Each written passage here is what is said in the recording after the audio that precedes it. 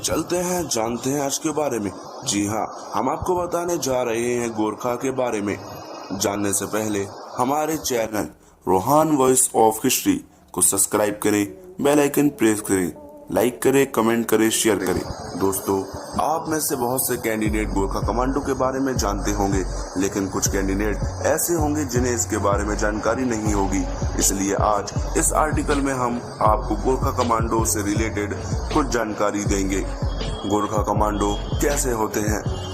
नेपाल में गोरखा नाम का हिमालय की तराई में बसा हुआ एक छोटा सा गाँव है।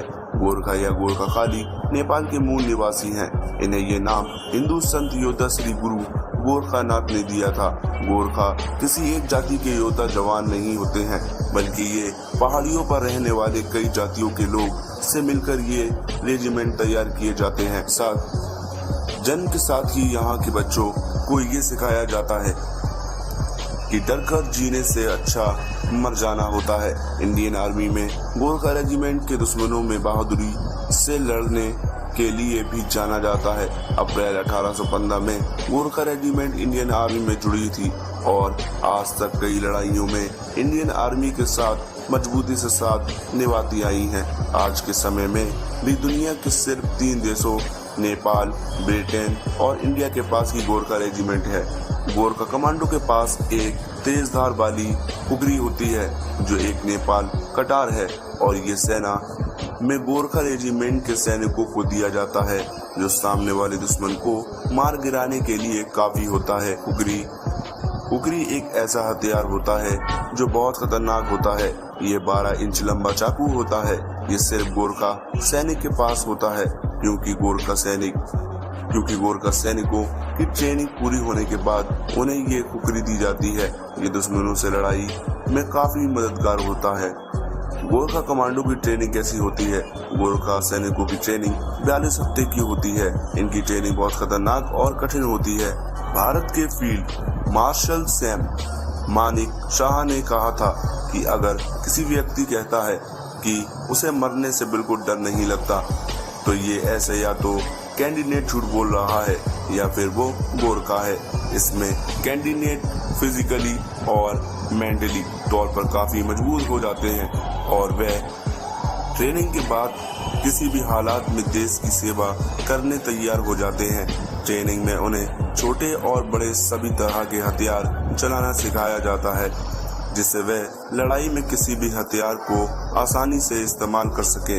इसमें कैंडिडेट की आमने सामने की लड़ाई की ट्रेनिंग भी होती है, जिसमें उन्हें सामने से दुश्मन को मात देने के बारे में सिखाया जाता है। सेना में गोरखा रेजिमेंट के सैनिकों को ट्रेनिंग पूरी होने के बाद अलग अलग जगहों पर भेज दिया जाता है। गोरखा रेजिमेंट का गठन कब हुआ?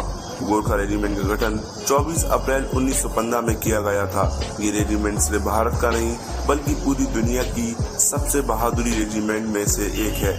गोरखा समुदाय के लोग हिमालय की पहाड़ियों, नेपाल और उसके आसपास के इलाके में रहते हैं। गोरखा रेजिमेंट ने पहले और दूसरे विश्व युद्ध में शामिल होकर दुश्मनों के छक्के छुड़ा दिए थे।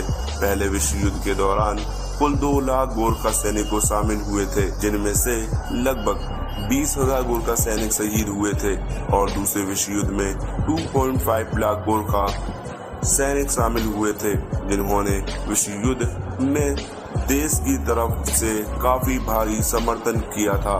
हमारी भारतीय सेना इतनी ज्यादा ताकतवर है कि वो किसी भी देश की सेना से लोहा लेने के लिए कभी तैयार रहती है।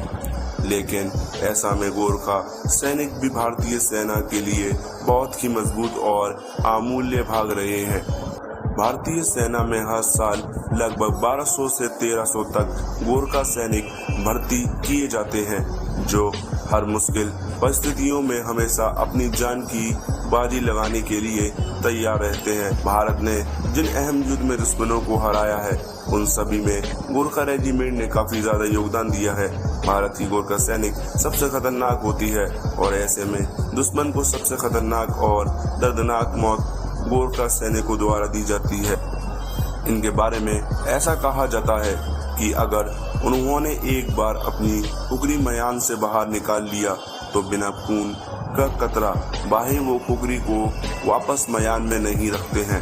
ऐसे में अगर खुकरी में दुश्मनों का खून नहीं लगा तो उसके मालिक को अपना खून बहाकर उसमें लगाना होता है, तभी जाकर उसे मैदान में वापस डालने की इजाज़त दी जाती है।